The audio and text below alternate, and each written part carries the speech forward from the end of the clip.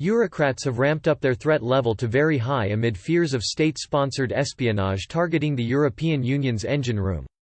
The European Council's General Secretariat, which handles some of the bloc's most sensitive work, has been targeted by hackers with anti-EU agenda, according to an internal document. Governments with conflicting views to the EU have carried out attacks on its administrative staff, the secret memo added.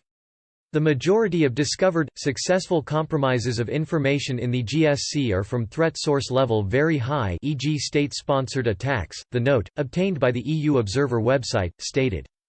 The Council's General Secretariat is the driving force behind negotiating and implementing EU laws, as well as co-ordinating member state and foreign policy. The leaked document adds, any country with a conflict between their national and EU interests or which may have an interest in EU information only, may try to undertake an attack on the security of information handled in GSC. The 28-page dossier doesn't provide specific examples, but it does highlight China as a leader of espionage efforts. The most common attacks included hackers targeting bureaucrats with phishing emails, hoping they would click on a link or download an attachment in order to gain access to the system. But the report warned attacks have also come from inside EU member states. The GSC can also be attacked via systems located in EU member states, it said.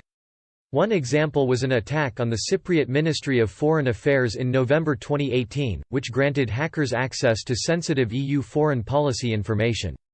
It focused on the COREU information network that facilitates cooperation between member states, the EU Council, Commission and the bloc's Foreign Policy External Action Service.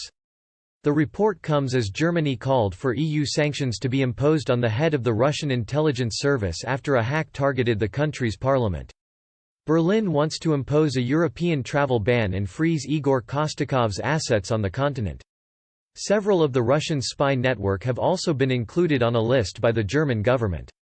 Last month Germany's foreign ministry issued a statement after threatening to trigger the sanctions process.